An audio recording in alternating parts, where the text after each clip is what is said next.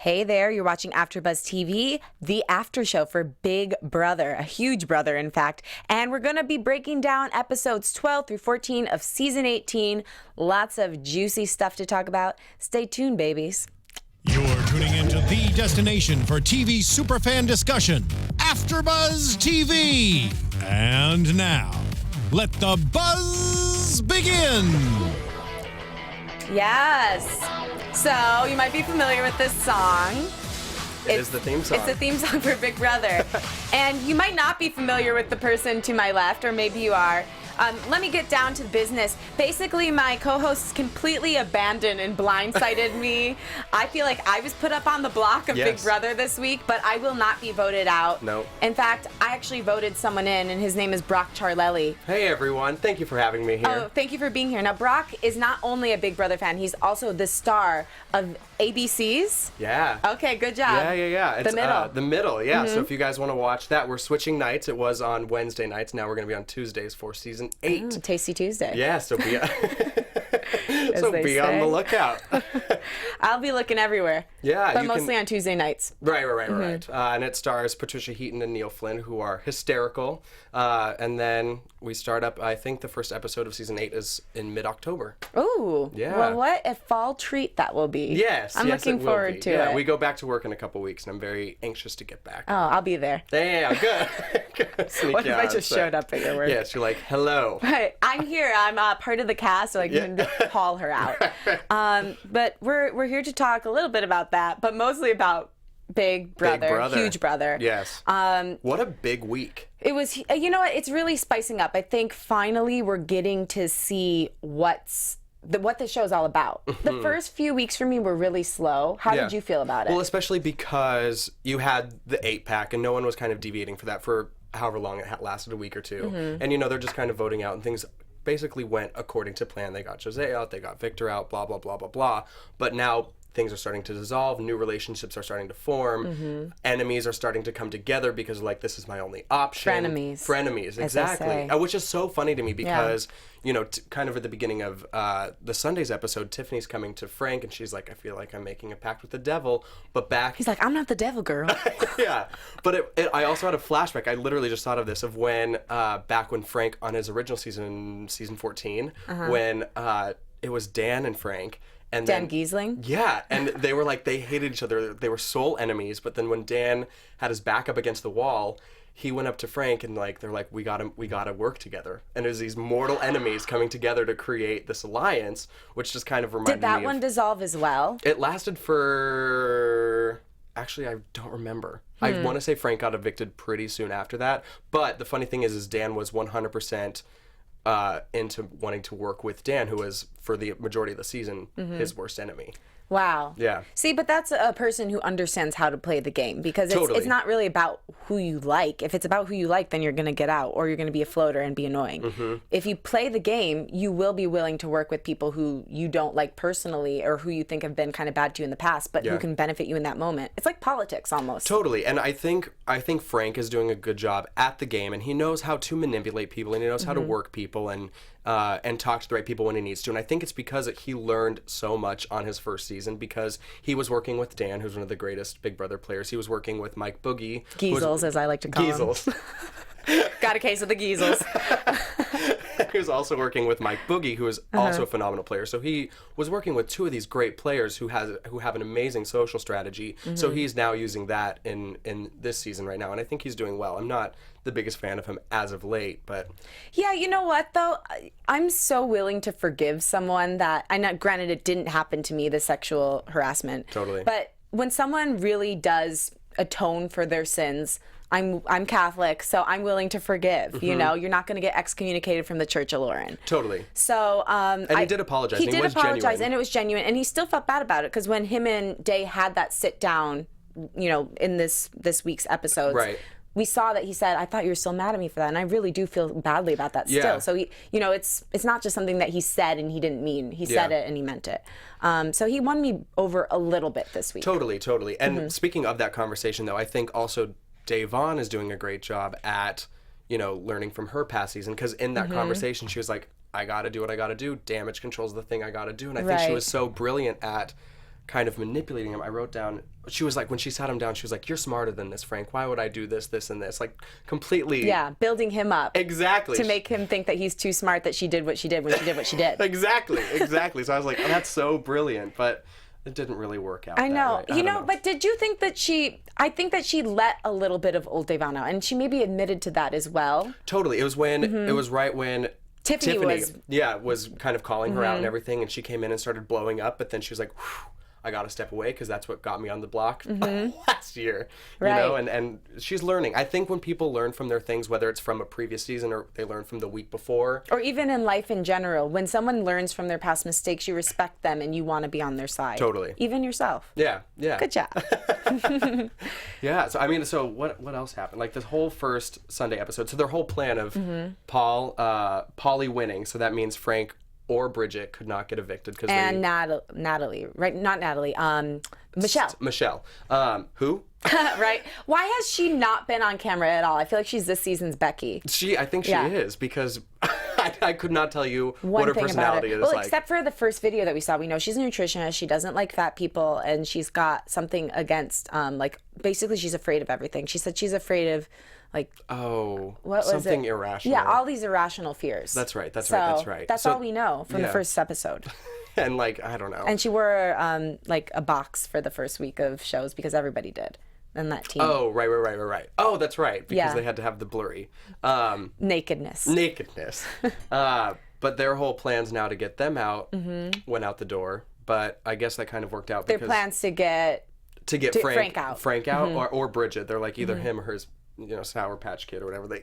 Oh, they called her Cabbage Patch Kid. Sour Patch Kid sounds great right now. Yeah, so good. But then I guess it kind of worked out for Paulie's favor because he wasn't ever in favor of saving Tiffany in the first place last week. So he was like, well, screw it. I'm going to do it now. One thing I really like about Paulie is that he sticks to his guns. So when he decides something, he believes in it, and he convinces people of it, not because he wants to be manipulative, but because he really believes in it. Yeah, and he knows in his core that he thinks it's right. Yeah. And the majority of the time, based on what we've seen, has been right. Yeah. I think he's playing a really good game. Totally. I think so, too. And I think he's good at challenges. He's good at the social game.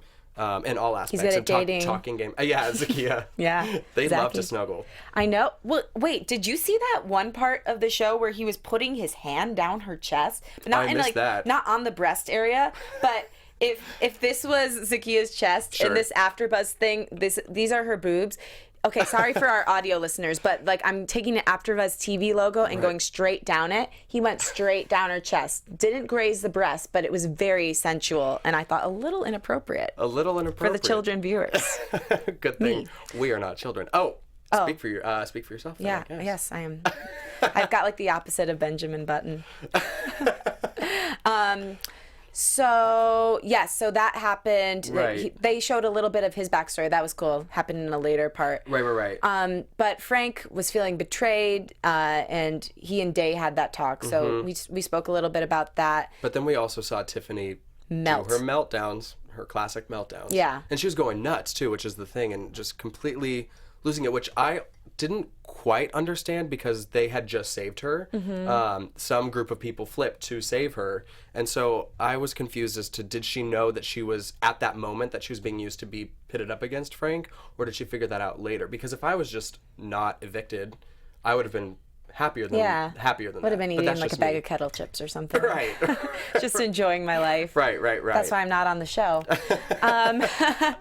So yeah, I don't know. I think it was partly maybe that she came so close. Also, she's a very paranoid person. So we said, it does run in the family. It's her DNA. Yeah, it's her DNA. Even her mannerisms are so similar to Vanessa's. It's insane. When they were just doing that package last night and Vanessa was talking, I was like, it is insane. They could be twins, not sisters, could be. Blonde and brown. I don't know, but then I think it just, her paranoia especially showed when she pulled Natalie of all people, I guess, to go and in the middle of the night. And I felt really sad for her because, it is isolating for these people. And I think that's what we don't realize. I always say, and you guys are probably sick of hearing me say this, but I understand why Audrey blanketed. Like, if you are in this situation where this house is your whole world, this is your only reality for 3 months, you don't have any outside communication, you can't even watch TV or read a book. Yeah. then it could be very overwhelming to feel like you have no one. Totally. And while she did have someone in that moment, she didn't know if she was getting used. She didn't know what the intention was. So I'm sure it was very scary for her. Totally. Because I think it's also so easy for us to be like, stop being so paranoid. But it's like when you're in that house locked away, you don't. Yeah. I don't know. I don't know. What would you do if you were in the house? I truly don't know. Because I can be I'm okay by myself a lot of the time. And so I don't know if that would be, I feel like I would be a person who would recoil and like I can work on myself. And then when I'm ready to come back, I'm not one to like pull someone in and like completely cry. Trust them. Exactly. Or just let out my emotions. And you can never escape that. You can't just go cry in your bathroom and pound the floor. Yeah. It's so funny because I think a lot of the success that comes with these people are they have to be able to know how to control their emotions, when to release their emotions at the right time, and know how their actions or their thoughts or their emotions are going to affect other people and what's that going to mean for their game down the line. You know what I mean? I think as an actor, though, you'd be really good at it for that reason. Yeah. Because you are portraying a version of yourself, right? For sure. I think all of them are, kind of, they're not their 100% authentic self, would be my guess. Maybe they are, maybe they aren't, but something's telling me that they know they're on TV. Yeah. They're bringing some sort of illumination that, is not always there. Well, they're playing the game. Exactly. Yeah. Exactly. And they were cast for a reason because they have personalities that they're going to bring to the table. Which is why probably Tiffany was like, "Oh yeah, you're paranoid. Yeah. That's gonna show. That's gonna make some good TV." Didn't you think the moment where she was trying not to laugh for part of it, but when she took Tiffany to her breast and said, "All right, time out on Big Brother, just cry." That was nice, wasn't it? That was so nice. But that whole scene was, I'm going to say, one of the funniest things to ever happen in television history. I think it just started. Explain. # what's up? What's up? Like, what? I was the whole thing, and then when Tiffany started having a meltdown and put the bandana over her eyes, and then it looked nice. I would like to go into the bandana. But just all the elements, and then Davon's trying to stifle her laugh, and then Zakiya's in there, and then you have Paul and Nicole listening at the door. Like, but weren't they hunched down? Like... I was in stitches. I was like, "Where's Shawn Mendes when you need him?" Oh, I love you. But like, I don't know. I thought it was so funny, and then she just like coddled her like a child and was like, "Time out. Like I'm gonna." Shh. I don't know. Did you have her head wrap on too? That made it funnier. I don't know why. It was just so funny. But then I also thought that, because for the longest time too, that's when Tiffany was like, "You know what? I'm going to let bygones be bygones, and I'm going to move forward in a positive way with Davon." And I think maybe that conversation had a lot to do with it, even though it was kind of like this for a majority of it. But from that point on, she told Davon she had won the road, all that kind of stuff, and then you saw them kind of re-crumble again. But from Tiffany's perspective, they were good for half the week. But the other half went south, ladies and gents. Yeah. So, we didn't say this, but Tiffany and Nat were nominated. Yeah, by Paulie. Nat seemed and was a pawn. Yeah. Still upsetting, too, because she was like, "I'm freaking out because I have no one, so it's easy to kind of just get me out if necessary." So shocked by her relationship with James. Okay, me too. Okay, I also wrote this down where it was like, I want to say it's fabricated from her end, because she was like, when she was making the slop or whatever it was, and then she was like, and James said no in the diary room. She's like, "I think this is our first fight," and she was very excited about it. But then 3 seconds later, they cut to her like bawling. So I was like, something about this is not matching up to me. I know it doesn't match up, but I think it's because that's who she is, really. Like, she's just. Okay. I think that's who she is as a person. You know, when you meet people and you're like, "You're not a real person. What's happening?" But she's very sweet and very genuine, but she's just an amplified personality. Yeah. And I think that she really does take everything very personally and very seriously. Sure. And she's kind of a pure heart. I would call her a new soul. Mm-hmm. But yeah, I'm so shocked by it. But I'm happy. That's cool. Yeah, I hope the kids work out. Eye-opening for James that he was like, "Oh, I could get this kind of girl." Damn. James is so sweet, though. I love him. I don't know. I think he's a very genuine person too. Yeah, he is. Very likable. Yeah. Obviously. We're like jumping all over the place. I know. Too. Sorry, guys. We're like little pogo sticks. I don't know. But it's because we were abandoned by our lead hosts. Yep. Very rude. I hope you guys are enjoying whatever the hell you're doing. Yeah. God. Couldn't be better than this. So Frank and Day have their sit down. We've already talked about this like 7 times, but somehow we're back to it again because I wrote it on the board. But it's because Frank starts to realize, listen, she's been telling me that she's not behind this. She's been weaving this web, but I think that she was really behind all this stuff. And then him and Tiffany are working together. Well, Frank is also in a tricky spot now too, because someone lied to him along the way. They all did a very good job post HOH competition saying, I don't know who flipped Frank. I'm not sure what's going on. So he's got to be like, all right, no one's going to own up to it. So I just got to recalibrate and kind of move forward with people that I think might get me further in the game. It was smart for both of them. Yeah. I mean, they had to do what they had to do, basically, in my opinion.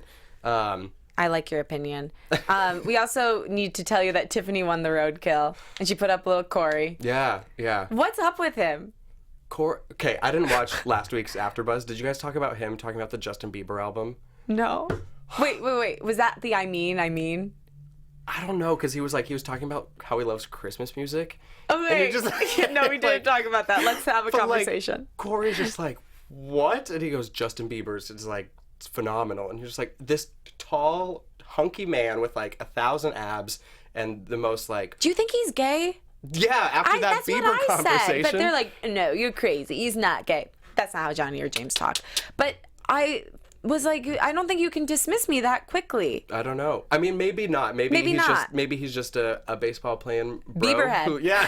Who's a believer and would gladly pay. Call him. Yeah. So he got put up, but then the veto competition came around. Yeah. But I also understand when Corey was put up too that Nicole was kind of freaking out in the DR because she's saying if they're going after Corey, we're one and the same basically. So I understand her freak out too and her wanting to play in the veto because if she could win, then she could pull both down. Both could be safe. And you've been watching the feeds. You said you didn't watch them this past week as much. But what is Nicole's relationship with Corey like? Are they coupley? I know they're saying it's a showmance, but I don't think it's as strong as like a Brendan and Rachel or the famous show. I don't think any of them are the Paulie Zakia or the Nicole Corey or even Natalie James. It's not as intense or as in your face as a lot of other ones. From my perspective, at least, I think they're still there a little bit and they could still be a threat. But I don't think it's as big of an issue this season as it has in years past. Okay. Yeah. Interesting. Yeah, because I don't really see the chemistry between them. To be honest, I don't either. I think they'd have cute children. Oh, yeah. Totally. Nicole's so small. I can't even believe she exists. I don't know. She's so tiny. And her voice, she's got a tiny voice, too. Yeah. The POV was good, I thought. Which, I don't understand why Paul would go so slowly, because then Corey couldn't throw it. Because that was going to be the plan. Maybe Paul is genuinely confused. Perhaps. That whole veto is cool, but I told you before the show, it made me hungry. For what again? What did you Spumoni ice cream. It's a delicious treat, Italian in nature. You should try it. Right. It's pistachio, cherry, and I think it's cherry at least, and chocolate. Delicious. I was just having a conversation with one of my friends about Paul. Because the two of us weren't the biggest fans of him at the beginning, but they were like, okay, let's recalibrate. What do we think of Paul now? This was just this past week. And I think... Paul or Paulie? Paul. Okay. Because he was kind of abrasive. He was in your face. But now what I respect about him is that he's not being put up as a pawn anymore. He's not on the chopping block. He's kind of under the radar. And he's smart enough to realize that. Because I would have thought someone with kind of that big of a personality and who's that abrasive would just automatically be going in no matter what, guns a-blazing. And not taking in his surroundings. Exactly. But he has completely. Totally. And he's being like, okay, I'm going to step back. I can look at this from an objective point of view. These two are the targets. I'm just going to lay low and ride the wave. Which I think is very smart. And I respect that, to have the ability to do that when you were talking about this is your entire world. When that is so hard to do, I would assume, when you're surrounded by that 24/7. Yeah. You know what I mean? So I commend him for, I think, playing a good game at this point. And winning the audience back, which isn't an easy thing to do either. Totally. Yeah. Totally. He's really impressed me as well. Yeah. And I think he's playing a great social game. Yeah, but also, he's the Muffin Man. That was so funny. Oh my gosh. The most random. But baking, do you bake at all? A little bit. I don't. Okay. But it's a science, you know? You can't just like throw in a little of this, throw in a little of that, and then expect the dough to rise. I don't even know if that's true with muffins. When I say I bake, I mean I take the Toll House pre-made cookie dough and I cut them and then I lay them on the cookie sheet. I guess I bake too then. But it is a process because you have to get, you know, the parchment paper laid down. You have to preheat the oven. What a terrible, terrible thing you've gone through. I know. No, but I'm impressed that he has such a natural ability to just create these muffins. It's the most random. I love it when they make these bits. I can't get enough of them. I wish that there would be at least 3 every episode. Because it maybe 4. 7. It lightens the mood because when it's just so intense and so just like game heavy, it's nice to like have, I'm assuming for them, like a mental break too, where he can focus on some muffins and not worry about the So how do you think that POV. became a bit? Do you think he was in the diary room and one of the producers was like, hey, notice you're making a lot of muffins lately. Want to speak on that? How do you think that became a bit? Like, how did these little things become I'm not sure. segments? Or maybe he was just in the pantry and was like, I'm so bored. Muffins. And then he was like, I don't like that batch. But like also I thought was so funny is that whenever he would bring a new batch, like he gave it to Corey and he was like this close to Corey waiting for his reaction. He was just like, and he's so focused on it. I get that though, because when I cook, too. I want to know immediately if it tastes good to the person I just fed it to. Yeah. And if it doesn't, I want to cry. He's like all up in Corey's face and he's like, it's pretty good. He goes, okay, yeah. It's like, this batch, definitely better than the last batch. It's so funny. I think it's so funny. And I guess that was a huge thing of getting me back on Paul's side too. You know? Right, because know? we saw his personality. Yeah. And that he's just a goofball. Yeah. Goof Paul. So dumb.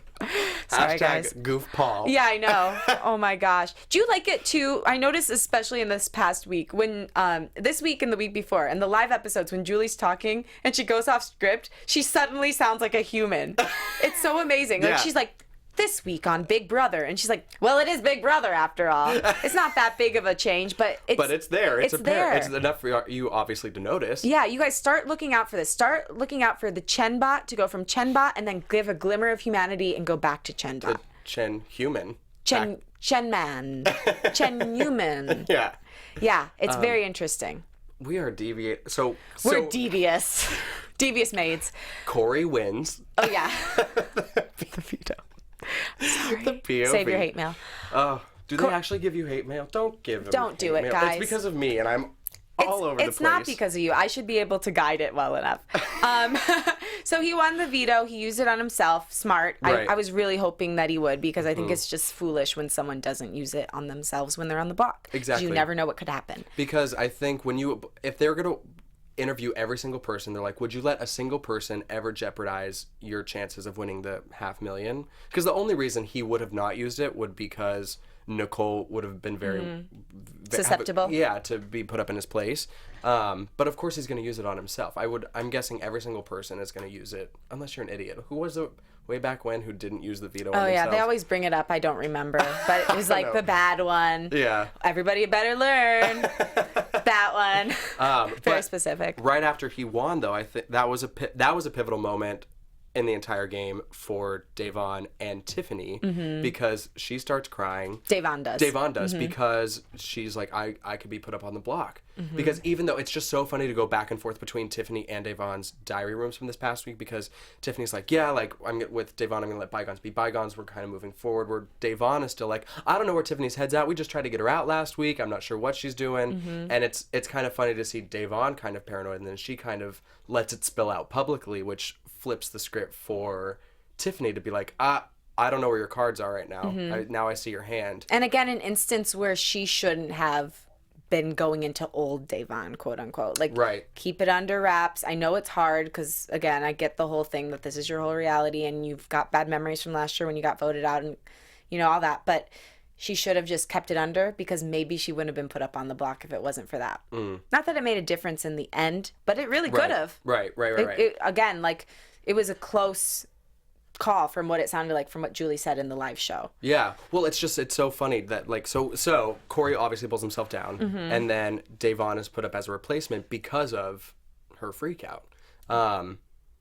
I don't know, or if it was me, and again, I think it's a lot easier for us because we're objective and we're can see seeing everything, and we're hearing the diary rooms. Exactly. But if I were Devon, my game strategy would have been, if I would have thought she was going to put me up, I would have gone and had a conversation with her and pretended to be like on her side, like, okay, so I know the road could kill it. We got to figure out someone who's going to be a bigger threat than you. Be like you're on the same team. Yeah, like let's figure out who's someone that we could evict that is going to be a bigger threat than you. How can we twist this? Right. And kind of have that collaborative talk as opposed to like, who are you putting up? You're not telling me, and then storm out. Because that's when Tiffany was like... That seems so defensive and scary. Like, if someone came up to me like, what are you doing? Totally. Who are you? What's going on? And it's I don't know. It was very telling, I think, for Tiffany. And then Devon, too, I don't know. She was slipping into this kind of paranoia that we have seen so many times is a person's downfall in this game, you know? Yeah, because then nobody wants to be around someone like that. It's just... not a good thing. No. No bueno. No bueno. So, yeah, Tiff puts up Day. And then the whole... And the hair flip. Oh, my gosh. I love the noise. Okay, the sound effects on the show are amazing. Gold. Congratulations to whoever's in charge of that. It's so good. Yeah. So... and then the Shade 101. That sounds like this station on Sirius XM, Shade 45. It's Eminem's station. Shout out. Detroit. But I thought it was... the sound effects, and then because Devon knew exactly what she was doing. Oh yeah, she is a brilliant personality. Yeah, she's a brilliant television personality. I hope she goes on to do something in this vein in some way. Now, did you last season like Devon? I didn't. I could not stand her last year. I did like her. I thought she was really funny. Okay. As a player, I didn't like her, but I thought she was a cool person. I don't know. I think her personality and her bad gameplay last year just rubbed me the complete wrong way. But then when I saw her this year, and she's such a good player this year, and then now she's making me laugh. I don't know. I think there was a switch for me. Definitely. That I understand that. Makes me want to root for her. Plus she was somewhat, not that she's not as much this year, but at least her mean-spirited comments are like to the diary room. I think she was kind of outwardly mean-spirited in a lot of ways last year. Yeah. And so I can understand that. Yeah. But not now. I'm just reading the comments. Oh yeah, what do they say? They're like, yeah, Bridget was known as the baker before Paul. Pretty little baker. Yeah. That hair flip. I don't know. Oh, Marcellus. That's who it was. That's it. Oh, yeah. Freaking Marcellus. Okay. Ruined it for everyone. Okay, so then... Or helped everyone. So then it seemed that all of last night's episode, the eviction episode... It was about, is the house going to flip and go against Day? Which it seemed like it was. And everyone had pretty good reasons for doing want to do it. It didn't seem like an editing trick to make it kind of this whole switcheroo thing. It seemed like they're like, yeah, actually, we should...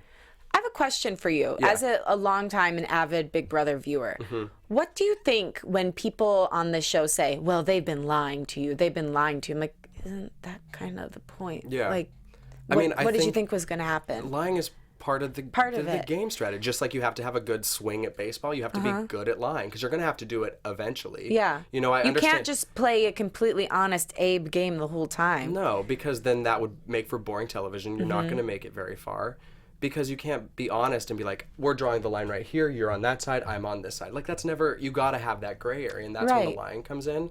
Do you think she got too deep into the lies too soon? Is that what her downfall was? Was she playing too many sides? She might have been. But I still think I think it was a brilliant strategy for Devon to want to save Tiffany to pit her and Frank, to put Tiffany and Frank up against each other. Like, that's what I would have done too. And I think the downfall was that she just got caught, and that they came in guns a-blazing trying to get her out because of it. And when you think about this house, I was just thinking this as you were speaking, there's so many complex relationships within it.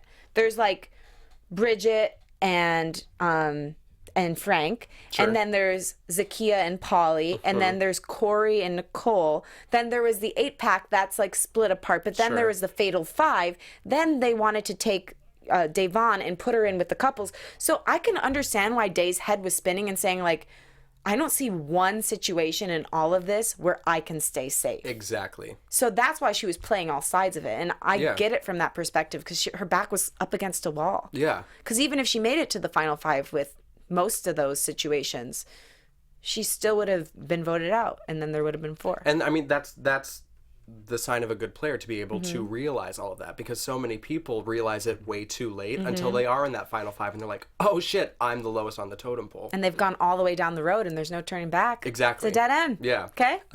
So I think Devon is so smart and so brilliant at this game, and it's just, she had to do what she had to do, and unfortunately she got caught, but for some reason she was able to weasel her way out of it, which is why I think, Julie Chen, she opened with strategizing has happened up until the moment we went live, which someone's working some sort of magic, or they're still talking game. Pixie dust. Exactly. Yeah. Exactly. But I also think kind of lying and manipulating and all that kind of stuff too is...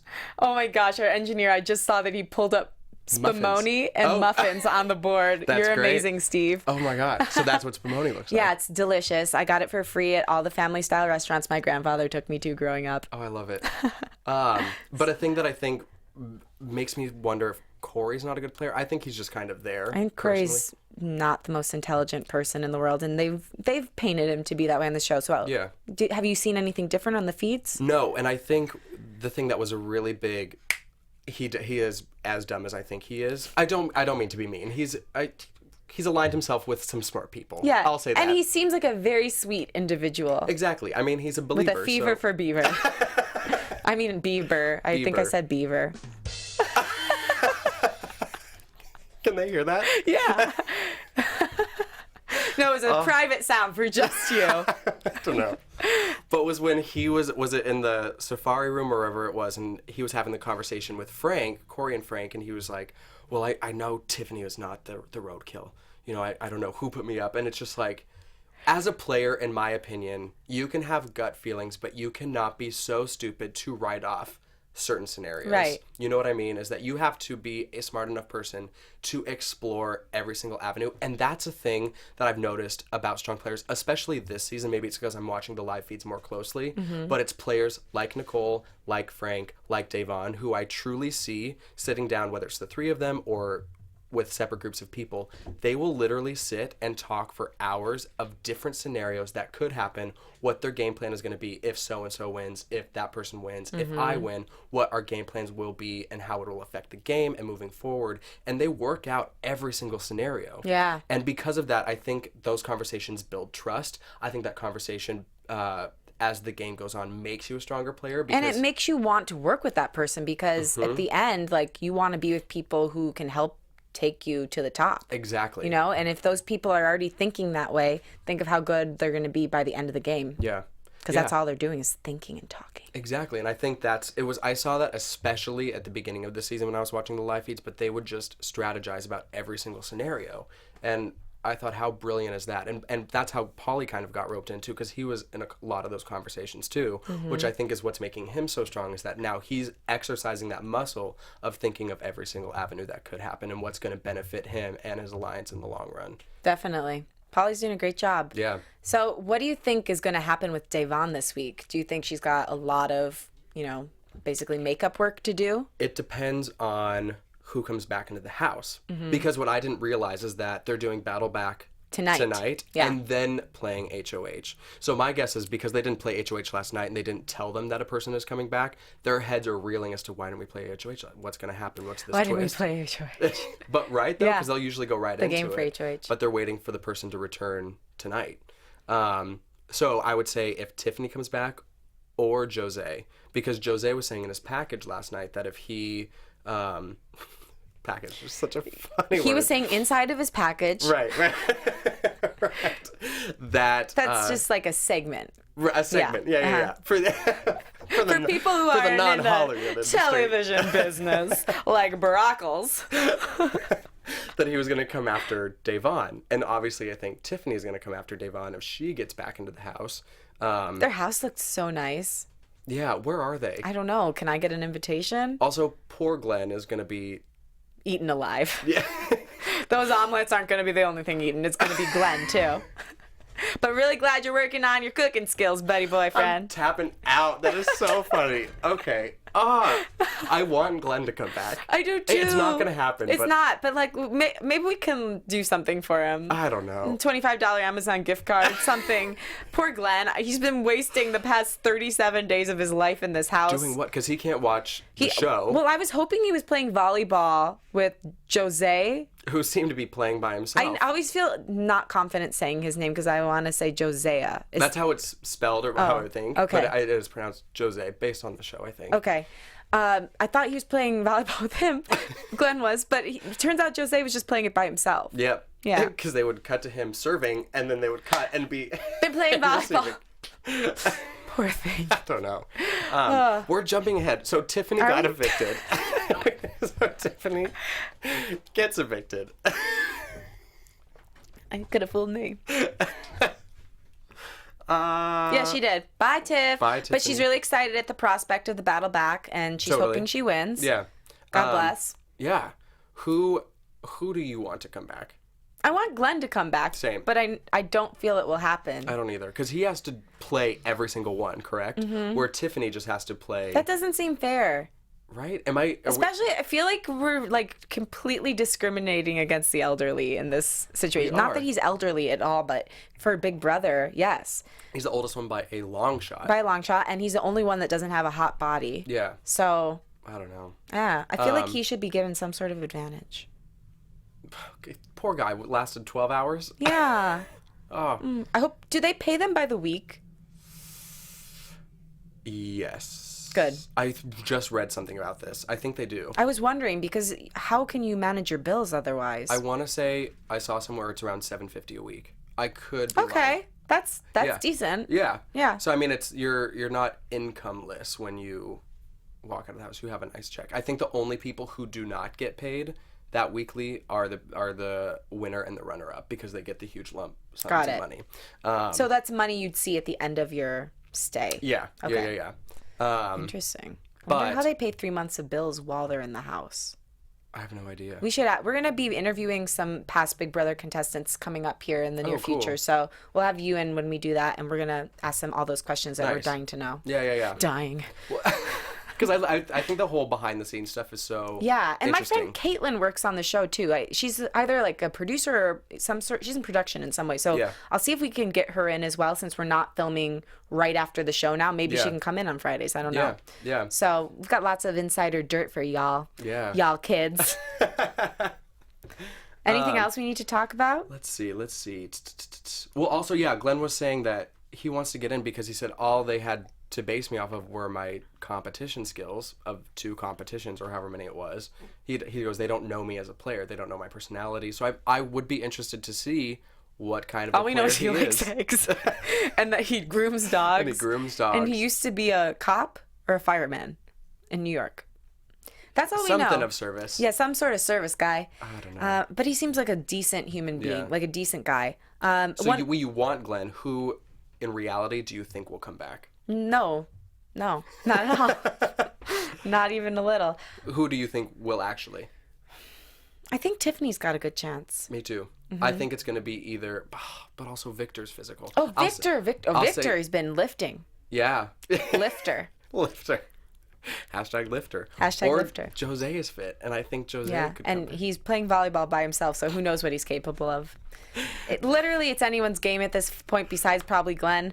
Again, poor Glenn. Poor Glenn, but we hope he wins. Hashtag poor Glenn.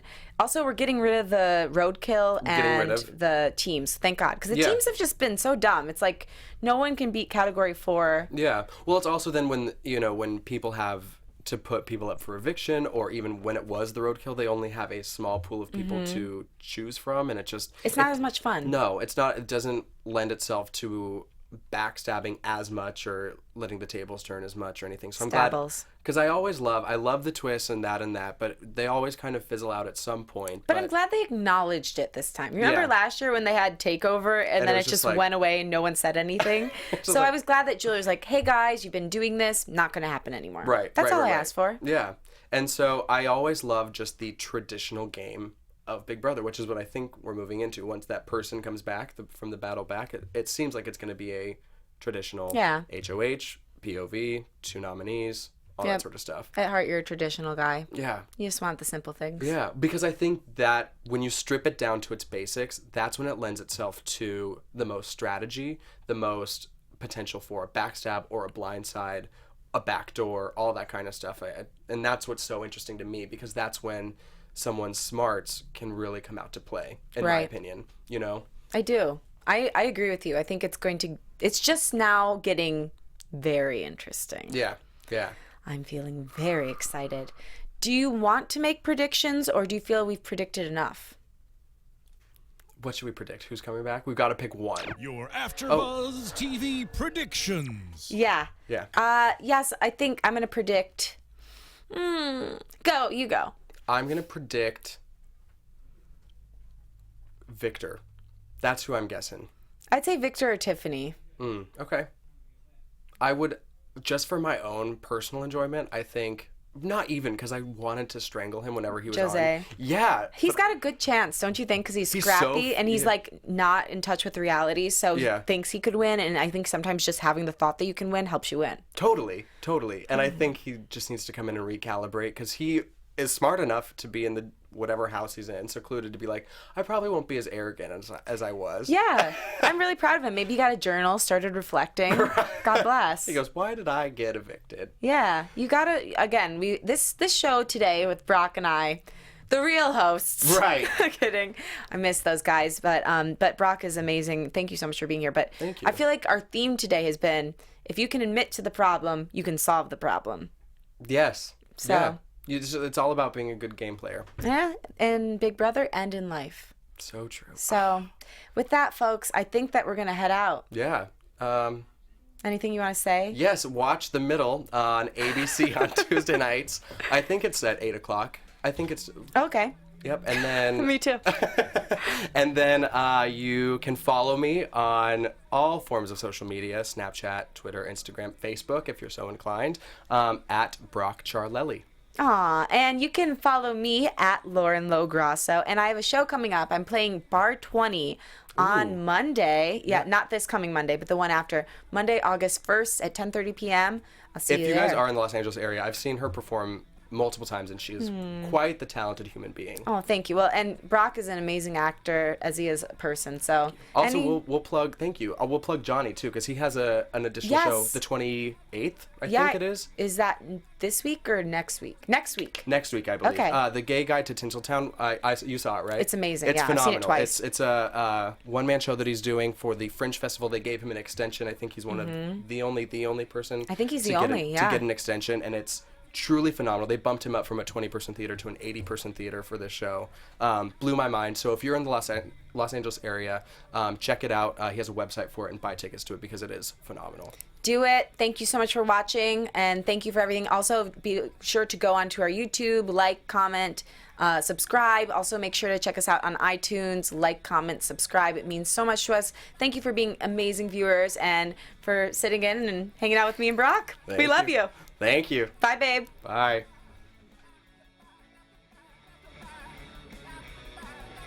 From executive producers Maria Menounos, Kevin Undergaro, Phil Svitek, and the entire AfterBuzz TV staff, we would like to thank you for listening to the AfterBuzz TV network. To watch or listen to other after shows and post comments or questions, be sure to visit AfterBuzzTV.com. I'm Sir Richard Wentworth, and this has been a presentation of AfterBuzz TV. But first, you later. The views expressed herein are those of the hosts only and do not necessarily reflect the views of AfterBuzz TV or its owners or principals.